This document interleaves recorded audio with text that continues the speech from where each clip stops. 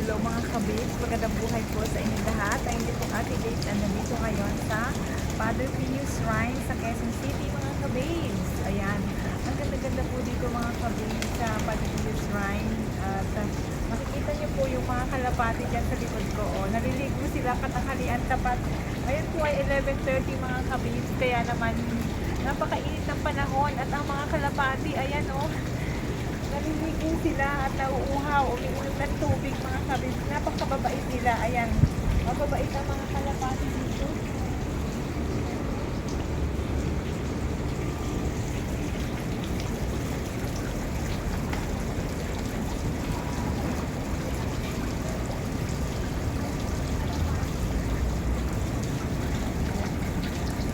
Sa natin mga kabis, sa mga hayop talaga nauuhaw din at talaga namang sa ganitong kainitan ng panahon nag-isipan nilang maligo at uminom ng tubig. Parang tao, di ba?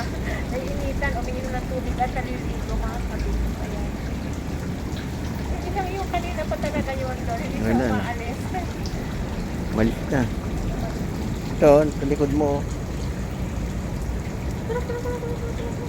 Nangingi ng pagkain yan.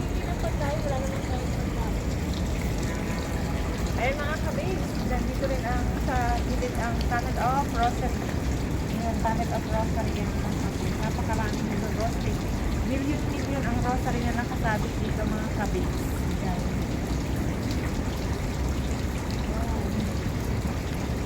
Kami po ay may pinuntahan lamang dito mga kabis sa malapit sa Padre Pio Shrine. Kaya naman tumuloy na po kami dito ng asawa ko para makapanamin kami. Makadalaw din kami dito sa Padre Pio ng Quezon City to mga kabis, Quezon City.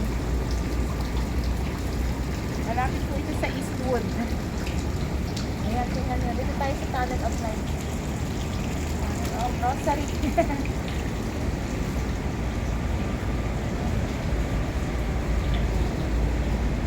Hindi lang libo-libo ang rosary na nandito mga kabis. Million ang rosary.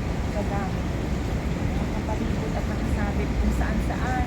Most especially dito sa tunnel na papasok.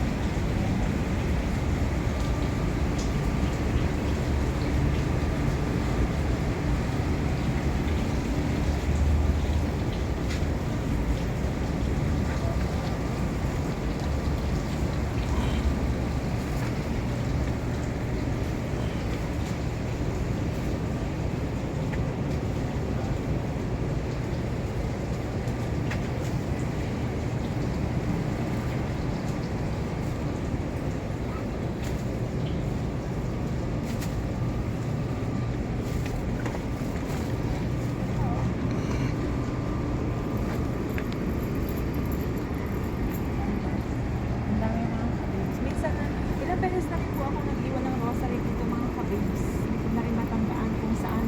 Pero ilang beses na po at pinaniniwalaan po kasi na yung mga naiwan dito ng rosary ay misgrante. Mga misgrante.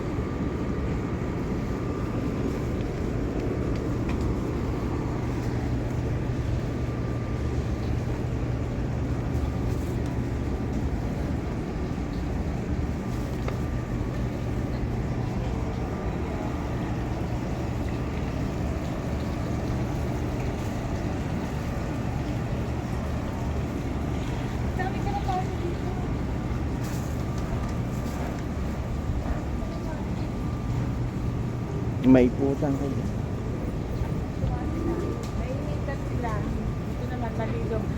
Pagkainom nila ng tubig, dito sila tumutuloy. Ayun yung tubig. Pagkainom nila at pagkaligo, dito na sila tumutuloy mga kabils. Kasi may dito, may bubong. May initan sila.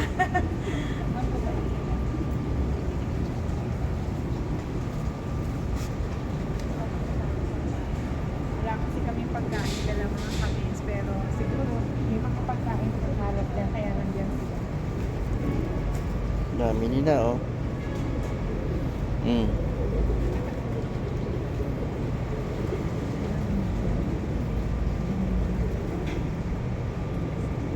Ang dami.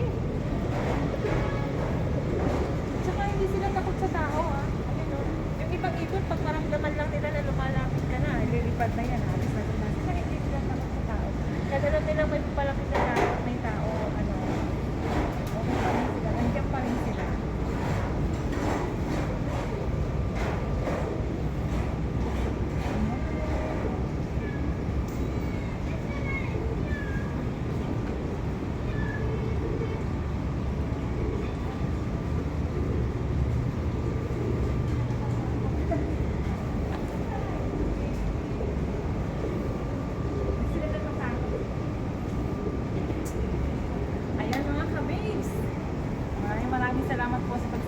Ate Babes dito sa Padre Pio Shrine sa Quezon City mga kababes. Maraming salamat and God bless you all po mga kababes.